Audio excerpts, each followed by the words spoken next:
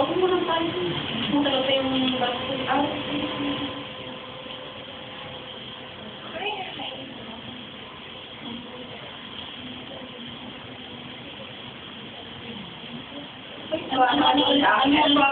Ano ulit yung sinabi? Oo, makikita kami sa steakhouse. Kakain ka rin. Nagulang ako yun. Ako nga pala si Jess. Ikaw, si Maria. Nice name. Ano?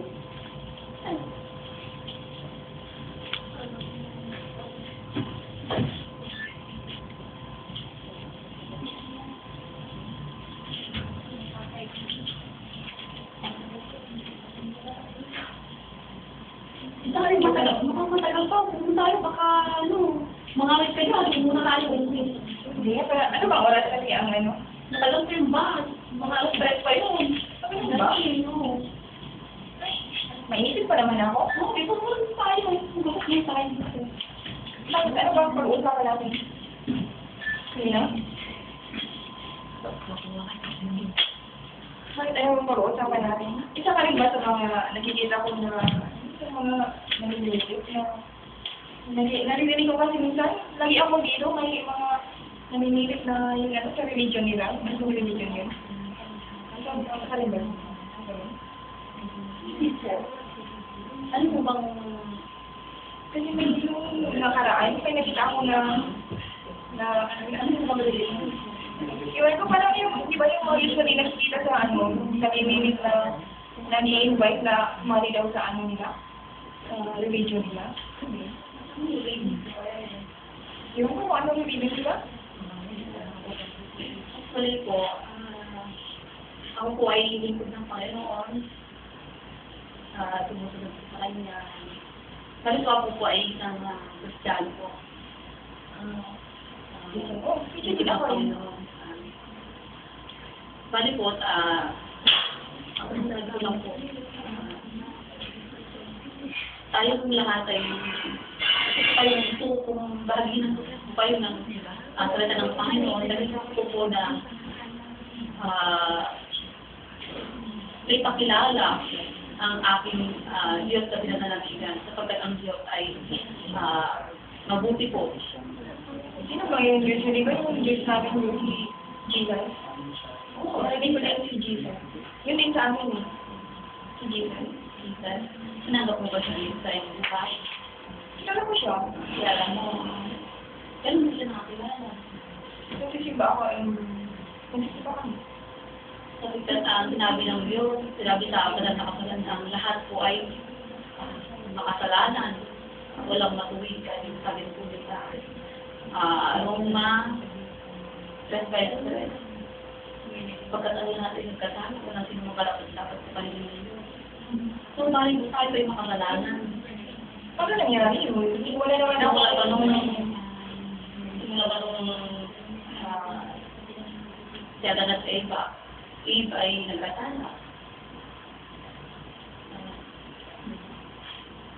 Nagugatan natin kasalanan. Kaya kailangan natin na tanggapin Jesus Christ bilang ating Panginoon at tagapagligtas. Only Jesus Christ ang makapagliligtas sa atin. Kasi okay lang po. Wala akong sinaktan tao. Wala akong inabyado.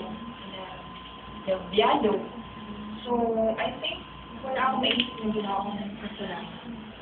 So, sinasabi mo, paano ko nalawan ng mga bagay na yun na sinasabi mo na makasalanan lang yung mga tao. Sa akin, alam ko naman wala akong sinaktan. Wala akong nagawa ng ano. Paano mo nalaman yun? Sapagkat hindi po sa pamamagitan ng gawa na mabubuti ang maligtas. Only Jesus Christ, pag tinanggap mo siya, nanali ka sa Kanya, lahat po tayo makasalanan. Kailangan natin siyang tanggapin. Siya po ang only na makapagliligtas sa atin. Lahat ng sabi mo niya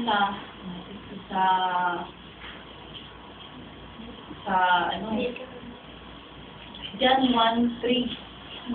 Sabi mo niya doon, sino mang tumatanggap at nanalig sa kanya, ay nagkaluban niya mga anak ni Diyos. So, lahat po tayo ay, lahat po ng, hindi po lahat ay anak ng Diyos.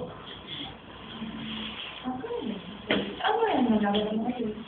Sinasabi po ng banal na kasulatan sapagkat ito ang salita ng ating Panginoon. Sapagkat ito po ang salita ng Diyos, ito po ang pinakahigit sa lahat ng aklat sa buong mundo. So, sasabi mo na kailangan tanggapin din. Kilala ko naman si Jesus. Paano mo ba kasi tatanggapin yung sinasabi mo para maranasan ko din? Paano? Well, okay na rin. Ngayon lang po. Susunod ka lang po sa ating panalangin. Tayo manalangin. I'm sure.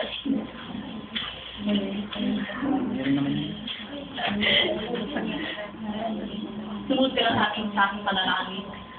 Ay, kapag kung mo na tinanggap si Jesus Christ sa puso, lahat ng aking sasabihin, sumunod ka at nagagaling sa iyong puso.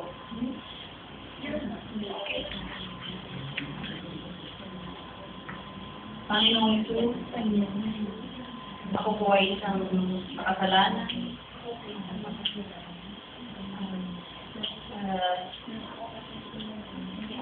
Patawarin niyo po ako sa aking mga nagawang kasalanan. Patawarin niyo po ako. Sapagkat ako po ay marumi, hindi po ako marapat-dapat sa inyong paningin. Hindi po ako marapat-dapat sapagkat kayo po ay banal. Panginoong ito, pinagsisilyan ko po ang lahat ng aking mga kasalanan. Tinatanggap kita bilang aking Panginoon at tagapagligtas ng aming buhay. Tinatanggap kita, isulat mo po ang aking pangalan sa aklat ng buhay. Mula ngayon, Panginoon, ako po ay susunod sa iyo, maglilingkod sa iyo ng tapat habang ako'y nagbubuhay. Salamat po ng marami sa isang kabutihan mo sa amin. Salamat po marami sa iyong kabutihan sa amin.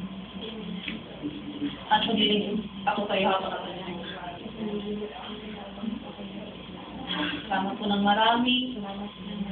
Ito po ang aking dalangin. Pangalan na yan. Amen. Pwede bang ako munang magpag-pray kita? Oh, sure. Ang aming Diyos na makapangyarihan sa lahat ng support at papasalamat po kami, Panginoon, sa iyong kabutihan sa amin. Lord, ngayon po ang aking kapatid, Panginoon, Lord God, na tumunod sa iyo. Lord, at Lord, patuloy mo nga po ng gabayan, Panginoon, sa pagsisimula po niya, Panginoon, ay patuloy mo po siya nga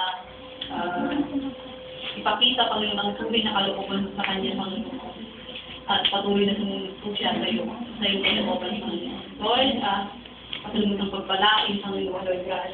At pinapasok sa niyong buhay, Panginoon. Ayun, maraming salamat po ng marami. Ito po ang aking dalangin sa aking pangalan. Amen. Amen.